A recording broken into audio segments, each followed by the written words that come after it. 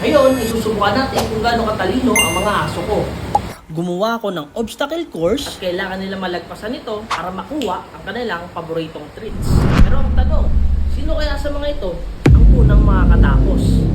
Simple lang ang goal nila. Kailangan nilang piliin ang tamang daan para makuha ang paborito nilang dog treats. Pero hindi magiging madali ang lahat. Kapag maling daan ang napili nila, mahihirapan silang makalusot o baka hindi nila makuha ang reward. Handa na ba kayong makita kung sino ang pinakamagaling sa challenge na ito? Tara, simulan na natin. Ang unang challenge na sasabak ay si Coco. Siya si Coco. Siyang pinamakulit sa mga aso ko. Sobrang kakulitan nga niya eh. Minsan mainis ka talaga. Milit siya umakyat kung saan kaya siyang may malaking tsansa na makuha agad ang reward. 2, 1, go!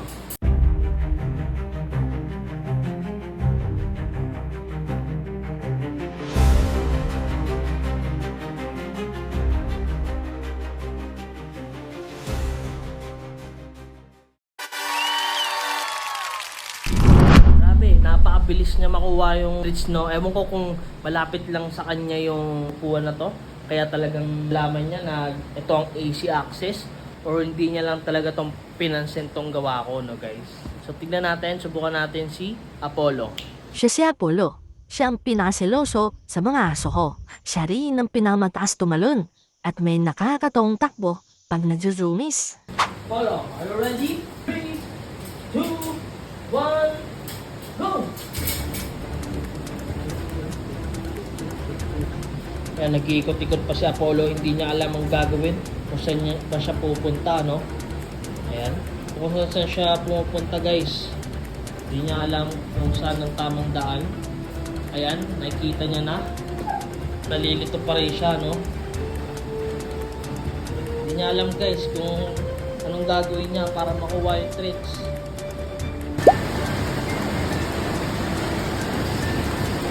So dahil natatagalan siya, no guys, papakita ulit natin yung treats, no? So ito yung treats. Yan, papamoy natin at ilalagay natin dito. Ninibago siya kasi minsan pag amoy nila yung treats, inaabot ko lang talaga. Ngayon is pinapahirapan ko sila. At ayan na nga, parang alam niya na ang gagawin. Tignan natin.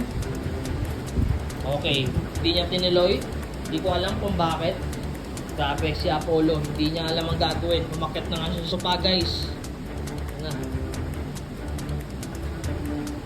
So close, pero hindi niya alam kung paano niya makuha ang dog treats. Grabe, hirap na hirap siya. Aamoy niya at gusto niyang makuha ito, pero hindi niya ito magawa. Dahil nga hindi niya alam ang gagawin. Inakit ko si Apollo para subukan kung dadaan siya sa maling way para makuha ang treats. Hindi niya alam talaga ang gagawin, guys. Hello!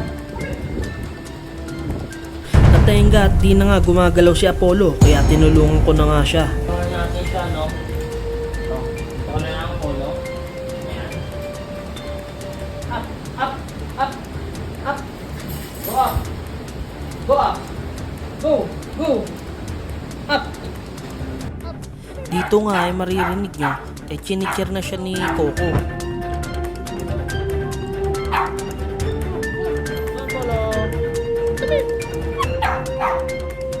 At maya maya, bigla na lang. Nice one! Dito nga ay tuwang-tuwa ako dahil nakuha na ni Apollo. Dahil halos 20 minutes din kaming nagtagal. Nakain na ng Apollo. Ang kanyang treats. Medyo natagalan, ah. Guys, next na natin si Pegasus, no? So, ang asong to, tignan natin kung ubra ba. Pero bago nga pala ang lahat, no? Napansin ko, hindi sila dumadaan dun sa ginawa kong obstacle, no? So, ang gagawin ko, Ikukulong ko si Pegasus doon sa upuan kung saan yun yung maling daan. so, ang malas lang na Pegasus dahil sa kanya ko na lang ginawa yun at sa dalawa hindi, no? So, tignan natin. Kung ba ni Pegasus o pipiliin niya ang tamang daan. Siya si Pegasus. Siya ang pinakamatalino, malakas sa mga aso. Siya rin ang una naming aso. Kaya siya ang kuya. Wala na si Pegasus, no? Na ginawa ni Pegasus. Wala rin naman gagawin, guys.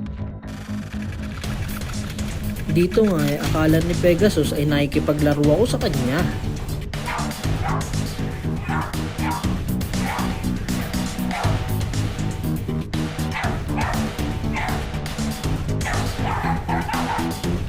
Maya-maya nga ay naihina si Pegasus. Naku! Umihi pa nga. Ay mo.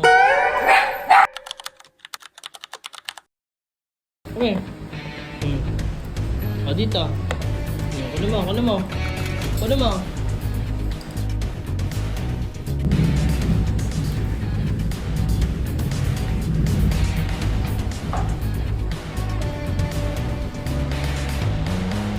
Ay! Grabe talaga siya. So nakuha niya guys ang kanyang treat sa pamamagitan ng gakbang galing sa sopa, no? Ang mga aso ko ay may sarili-sariling diskarte kung paano nila nakuha ang mga dog tricks nila. Katulad nilang ni Coco, sobrang bilis at alam niya na ang gagawin para makuha ito. At si Apollo naman na nahihirapan at kailangan ko pa ng tulong. At si Pegasus na hindi mo alam kung ay paglaro ba o nantitrip lang. Pero nakuha pa rin nila ang kanilang dog tricks.